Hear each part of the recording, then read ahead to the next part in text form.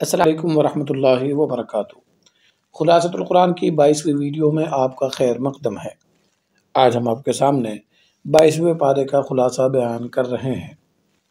بسم اللہ الرحمن الرحیم ومن يقنت منكن لله ورسوله وتعمل صالحا نؤتها أجرها مرتين وأعتدنا لها رزقا كريما۔ ازواج مطہرات سے خطاب گزشتہ رکوع سے جاری ہے۔ یہاں انہیں تقوی اور عمل صالح پر دوہرے اجر کی بشارت ہے۔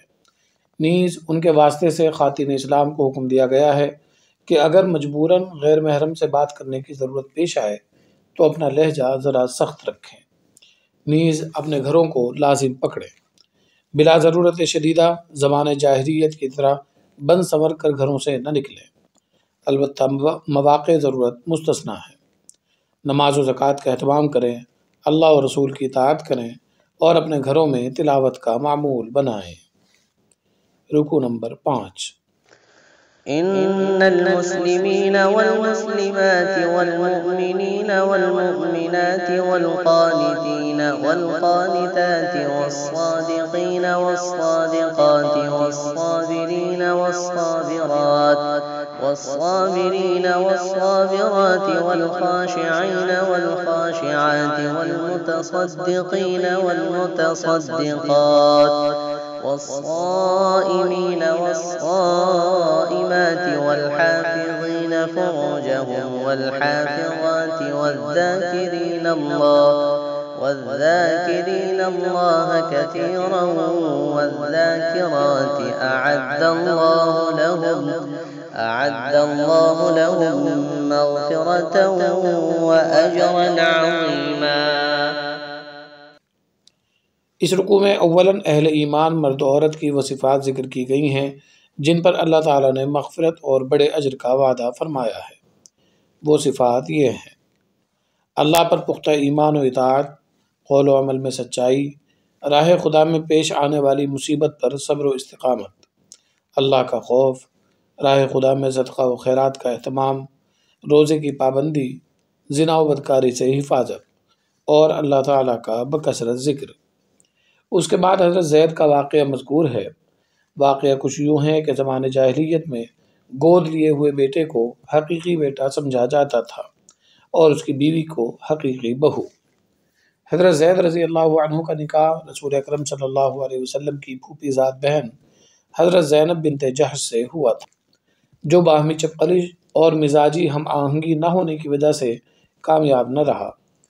ان میں طلاق ہونے کے بعد اللہ تعالیٰ نے رسول اکرم صلی اللہ علیہ وسلم کا نکاح حضرت زینب بنت جحش سے کیا، جس پر کفار نے بہت اعتراضات کیے، لیکن زمانہ جاہلیت کی اس رسم کو توڑنے کے لیے یہی اقدام سب سے موزوں اور مناسب تھا۔ رکوع کی آخری آیت میں رسول اکرم صلی اللہ علیہ وسلم کے خاتم النبیین ہونے کا ذکر ہے، یعنی رسول اکرم صلی اللہ علیہ وسلم کے بعد دنیا میں کوئی بھی نیا نبی نہیں آئے گا۔ اگر کوئی اس عقیدے کے خلاف ذہن رکھتا ہے تو وہ قطعی طور پر اسلام سے خارج ہے۔ رکوع نمبر 6۔ یا ایہا الذین آمنوا اذکروا اللہ ذکرا کثیرا وسبحوہ بکرۃ واصیلا۔ اس رکوع میں اولاً مسلمانوں کو ذکر الہی اور صبح و شام اللہ کی تسبیح کا حکم ہے۔ پھر رسول اکرم صلی اللہ علیہ وسلم کے بعض اوصاف کا تذکرہ ہے کہ آپ صلی اللہ علیہ وسلم تمام لوگوں پر گواہ ہیں، جنت کی خوشخبری دینے والے اور جہنم سے ڈرانے والے ہیں، راہ خدا کی جانب دعوت دینے والے ہیں۔ پھر طلاق کا ایک مسئلہ ذکر کیا گیا ہے کہ اگر کوئی شخص اپنی بیوی کو خلوت سے پہلے ہی طلاق دے دے تو اس عورت کے لیے عدت کا حکم نہیں ہے۔ اس کے بعد نبی اکرم صلی اللہ علیہ وسلم کی بعض ازدواجی خصوصیات کو ذکر کیا گیا ہے۔ انہی میں سے ایک خصوصیت یہ تھی کہ اگر کوئی خاتون بغیر مہر کے آپ صلی اللہ علیہ وسلم سے نکاح کرنا چاہے تو کر سکتی ہے، عام لوگوں کے لیے حکم نہیں۔ مہر بہرحال واجب ہوتا ہے، البتہ اگر بیوی مہر معاف کر دے تو معاف بھی ہو جاتا ہے۔ اس کے بعد رسول اکرم صلی اللہ علیہ وسلم کی مزید کچھ ازدواجی خصوصیات ذکر کی گئی ہیں۔ رکو نمبر 7۔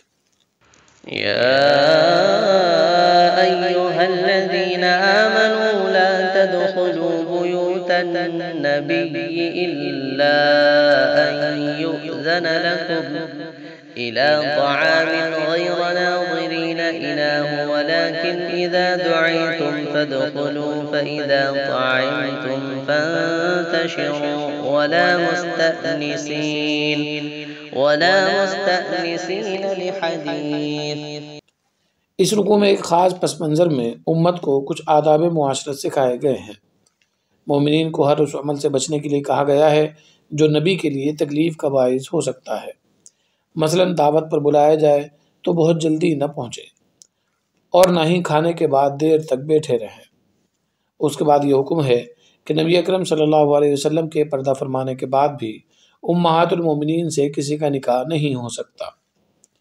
ازواج مطہرات کے واسطے سے خاتون اسلام کو پردے کے احکامات بتائے گئے ہیں۔ محرم غیر محرم کی کچھ تفصیل بھی ذکر کی گئی ہے۔ اس کے بعد اہل ایمان کو رسول اکرم صلی اللہ علیہ وسلم پر درود بھیجنے کا حکم دیا گیا ہے۔ اخیر رکوع میں کسی اہل ایمان پر نہ کردہ گناہ کی تہمت لگانے کو بہت بڑا گناہ قرار دیا گیا ہے۔ رکوع نمبر 8۔ يا أيها النبي قل لأزواجك وبناتك ونساء المؤمنين يدنين عليهن من جلابيبهن ذلك أدنى أن يعرفن فلا يؤذين وكان الله غفورا رحيما۔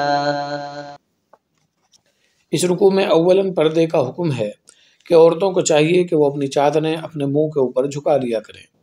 یہ ان کے لیے عصمت و عفت کی حفاظت میں معاون ثابت ہوگا۔ پھر منافقین اور سرکشوں کو دھمکایا گیا ہے۔ اس کے بعد قیامت کا ذکر ہے کہ کفار کو قیامت کے دن جہنم میں منہ کے بل ڈال دیا جائے گا۔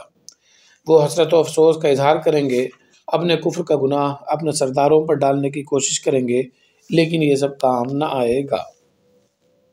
رکوع نمبر 9۔ يا أيها الذين آمنوا لا تكونوا كالذين آذوا موسى فبرأه الله مما قالوا وكان عند الله وجيها۔ اس رکوع میں مسلمانوں کو رسول اکرم صلی اللہ علیہ وسلم کو ذرا بھی تکلیف پہنچانے سے منع کیا گیا ہے۔ پھر تقوی اور راست گفتاری یعنی صحیح اور سچ بات کہنے کی تاکید ہے۔ اس کے بعد انسان کے مقام و مرتبے کو اس طرح واضح کیا گیا ہے کہ خلافت الہی کا بوجھ تو آسمان و زمین بھی نہ اٹھا سکے، لیکن انسان نے اس کو برداشت کر لیا۔ آخری آیت میں منافقین و مشرکین کے لیے عذاب کی وعید اور اہل ایمان کے لیے رحمت کا وعدہ ہے۔ سورہ سبا۔ یہ مکی سورت 6 رکوع اور 54 آیات پر مشتمل ہے۔ رکوع نمبر 1۔ بسم اللہ الرحمن الرحیم۔ الحمد لله الذي له ما في السماوات وما في الأرض وله الحمد في الآخرة وهو الحكيم الخبير۔ سورت کی ابتدا میں اللہ تعالیٰ کی بے مثال قدرت اور علم کا ذکر کر کے بتایا گیا ہے کہ حقیقی تعریف کے لائق وہی ایک ذات ہے۔ منکرین قیامت کو کہا گیا ہے کہ تمہارے انکار کرنے سے کچھ نہ ہوگا، قیامت آ کر رہے گی اور اس میں ہر عمل کا حساب دینا ہوگا۔ نیز عذاب خداوندی سے ڈرایا گیا ہے۔ کفار کی جانب سے رسول اکرم صلی اللہ علیہ وسلم پر جس طرح کے بیہودہ اعتراضات ہوتے تھے ان کا بھی ذکر کیا گیا ہے۔ رکوع نمبر 2۔ وَلَقَدْ آتَيْنَا دَاوُودَ مِنَّا فَضْلًا يَا جِبَالُ أَوِّبِي مَعَهُ وَالطَّيْرَ وَأَلَنَّا لَهُ الْحَدِيدَ۔ اس رکوع میں پہلے اللہ کے جلیل القدر نبی حضرت داؤد علیہ السلام کا ذکر ہے۔ اللہ تعالیٰ نے ان کے لیے لوہے کو موم کی طرح نرم کر دیا تھا جس سے وہ زرہیں بناتے اور اسی سے گزر معاش کرتے۔ ان کے بیٹے حضرت سلیمان علیہ السلام کا بھی ذکر ہے جن کی حکومت چرند، پرند اور درند کے ساتھ جنات و شیاطین پر بھی تھی۔ اس کے علاوہ ہوا بھی ان کے تابع تھی۔ ان کی حیرت انگیز موت کا تذکرہ بھی اسی رکوع میں ہے۔ اس کے بعد قوم سبا کا ذکر ہے جس کو اللہ تعالیٰ نے بہت سی نعمتوں اور خوشحالی سے سرفراز کیا تھا۔ نہایت عمدہ قسم کے باغات تھے جو ان کی ناشکری اور کفر کی پاداش میں ایک سیلاب کی نظر ہو گئے۔ ساری کھیتی بہہ گئی اور بدبودار درخت باقی رہ گئے۔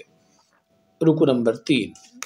قل ادعوا الذين زعمتم من دون الله لا يملكون مثقال ذرة في السماوات ولا في الأرض وما لهم فيهما من شرك وما له منهم من ظهير۔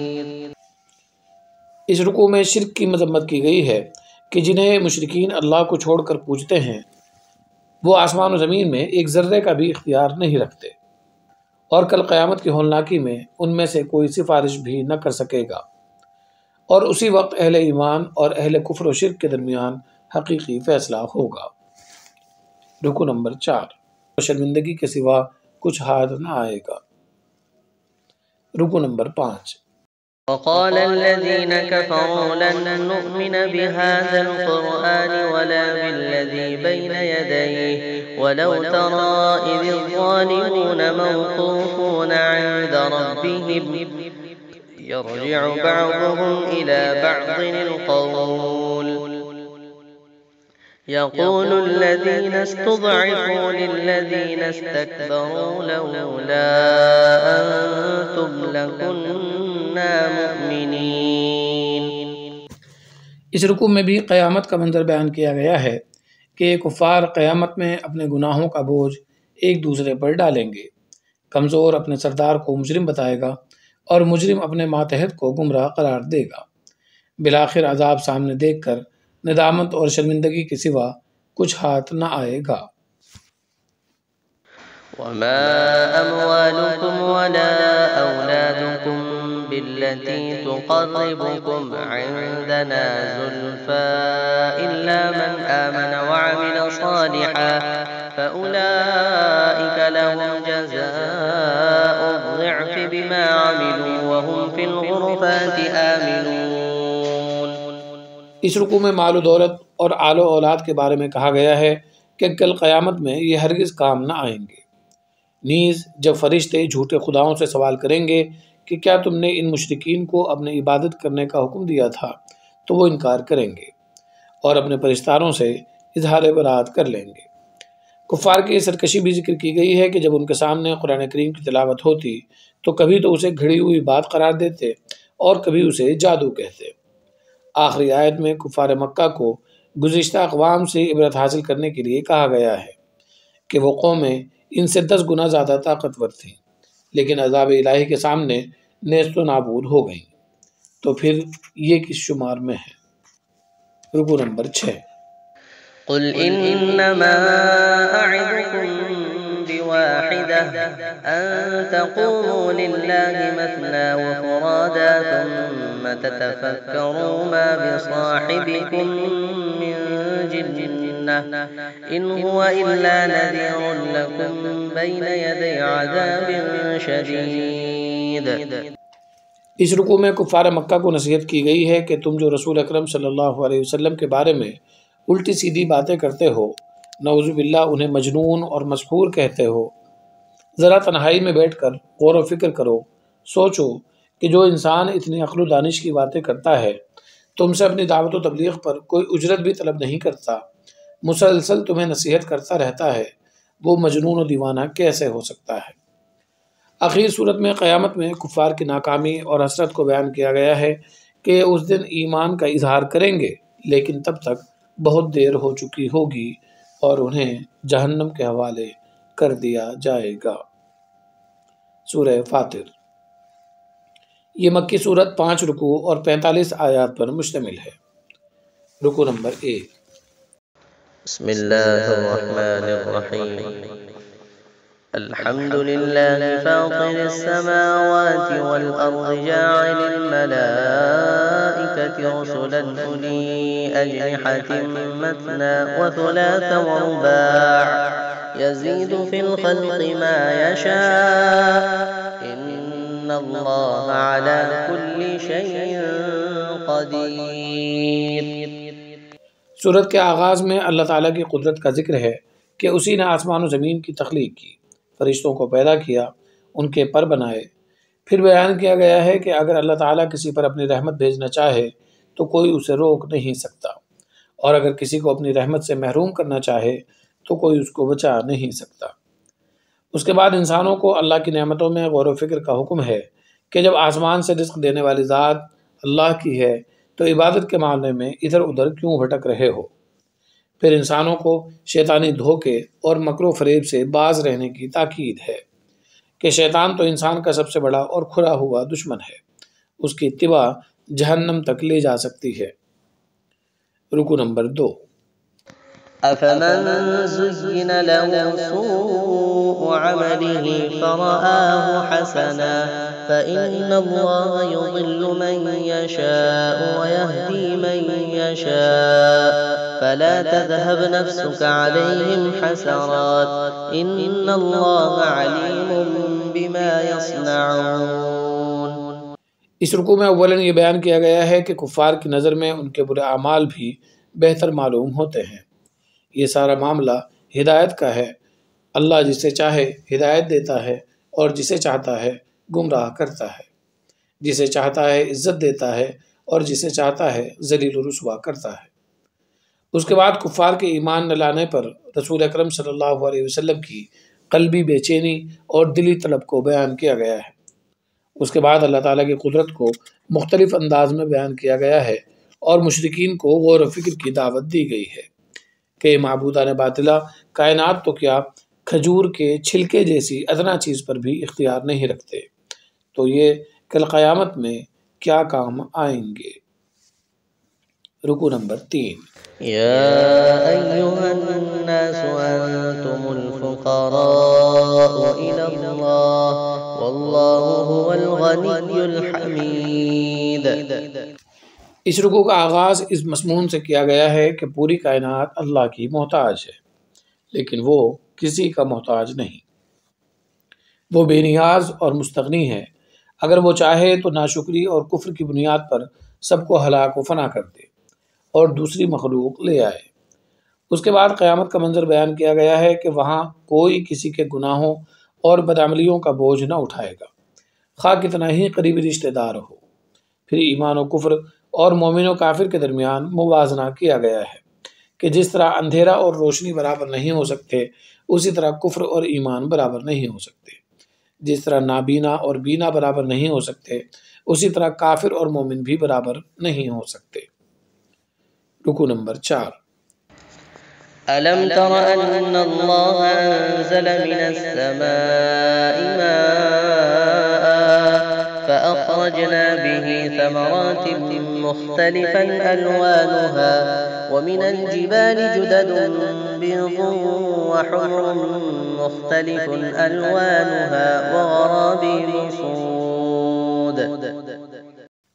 اس رکوع میں اولاً قدرت خداوندی کے کچھ مظاہر ذکر کیے گئے ہیں، مثلاً آسمان سے پانی کا برسنا، مختلف رنگوں کے پھلوں کا اگنا، سفید، سیاہ اور سرخ پہاڑ، مختلف رنگوں کے انسان اور جانور وغیرہ۔ اس کے بعد کتاب الہی کی تلاوت کرنے والوں اور نماز و زکوٰۃ کا اہتمام کرنے والوں کے بارے میں کہا گیا ہے کہ ایسی تجارت کر رہے ہیں جس میں کبھی نقصان نہ ہوگا۔ پھر مومنین کو جنت میں ملنے والی کچھ نعمتوں کا ذکر ہے، مثلاً سونے اور ہیرے جواہرات کے زیور، ریشمی لباس اور ابدی اطمینان و سکون۔ ان کے مقابلے میں کفار جہنم میں چیخ پکار کریں گے، واپس دنیا جانے کی درخواست کریں گے، لیکن ان کے عذاب میں کوئی تخفیف نہ ہوگی۔ رکو نمبر 5۔ إن الله عالم غيب السماوات والأرض إنه عليم بذات الصدور۔ اس رکوع میں اولاً اللہ تعالیٰ کی صفت علم غیب کا ذکر ہے، پھر انسان کو اس کا حقیقی منصب یعنی خلافت ارضی یاد دلایا گیا ہے۔ پھر شرک کی مذمت کی گئی ہے کہ ذرا مشرکین اپنے خداؤں کی پیدا کردہ کوئی چیز لا کر دکھائیں۔ یہی کفار و مشرکین رسول اکرم صلی اللہ علیہ وسلم کی بعثت سے قبل کہا کرتے تھے کہ یا اللہ اہل کتاب کی طرح ہمارے پاس بھی کوئی نبی بھیج دے، اور جب نبی مبعوث ہوئے تو تکبر میں پڑھ کر اپنی آخرت تباہ کر بیٹھے، حالانکہ ان کے ارد گرد بہت سی ایسی بستیاں ہیں جن میں گزشتہ اقوام کے ہلاک شدہ کھنڈرات عبرت کے لیے کافی ہیں۔ سورہ یاسین، یہ مکی صورت 5 رکوع اور 83 آیات پر مشتمل ہے۔ اس صورت کے احادیث میں بہت سے فضائل وارد ہوئے ہیں اور اس کو قرآن کریم کا دل قرار دیا گیا ہے۔ رکوع نمبر 1۔ بسم اللہ الرحمن الرحیم۔ یاسین والقرآن الحکیم انک لمن المرسلین علی صراط مستقیم۔ سورت کے آغاز میں قرآن کریم کی قسم کھا کر رسول اکرم صلی اللہ علیہ وسلم کی رسالت اور نبوت کی شہادت دی گئی ہے۔ حضور اکرم صلی اللہ علیہ وسلم کو حکم ہے کہ کفار کو ان کے برے انجام سے باخبر کر دے، جن کے گلوں میں دوزخ میں طوق پڑے ہوں گے۔ پھر اللہ تعالیٰ کا خوف رکھنے والے مومنین کے لیے مغفرت اور عمدہ اجر کا وعدہ ہے۔ آخری آیت میں بیان کیا گیا ہے کہ اللہ تعالیٰ نے لوگوں کے تمام اعمال محفوظ کر رکھے ہیں، مرنے کے بعد والی زندگی میں ان کا حساب ہوگا۔ رکوع نمبر 2۔ وَاضْرِبْ لَهُم مَّثَلًا أَصْحَابَ الْقَرْيَةِ إِذْ جَاءَهَا الْمُرْسَلُونَ۔ اس رکوع میں اصحاب قریہ یعنی ایک بستی والوں کا واقعہ ذکر کیا گیا ہے کہ گزشتہ زمانے میں ایک بستی میں اللہ تعالیٰ نے اولاً 2 انبیاء کرام بھیجے، بعد میں ایک اور نبی مبعوث ہوئے۔ اب ان تینوں نے قوم تک اللہ کا پیغام پہنچایا تو لوگوں نے انہیں جھٹلایا اور کہا کہ تم بھی تو ہم جیسے انسان ہو، پھر ہم تمہیں نبی کیسے تسلیم کر لیں۔ اس کے علاوہ بھی انہوں نے انبیاء کرام کے ساتھ گستاخی کا معاملہ کیا۔ یہ بات شہر کے کنارے پر رہنے والے ایک شخص کو معلوم ہوئی جو ان انبیاء کرام پر ایمان لا چکا تھا۔ وہ دوڑتا ہوا آیا اور قوم کو سمجھانے کی کوشش کی کہ سرکشی چھوڑ کر ان بزرگوں کی بات مان لیں جو دعوت و تبلیغ کے عظیم کام پر کوئی معاوضہ تک نہیں لیتے۔ خلاصۃ القرآن کا یہ سلسلہ آپ کو کیسا لگ رہا ہے؟ برائے مہربانی اپنا تبصرہ کمنٹ باکس میں تحریر کریں۔ ان ویڈیوز کو شیئر کریں تاکہ قرآن فہمی کا یہ سلسلہ عام ہو سکے۔ والسلام علیکم ورحمۃ اللہ وبرکاتہ۔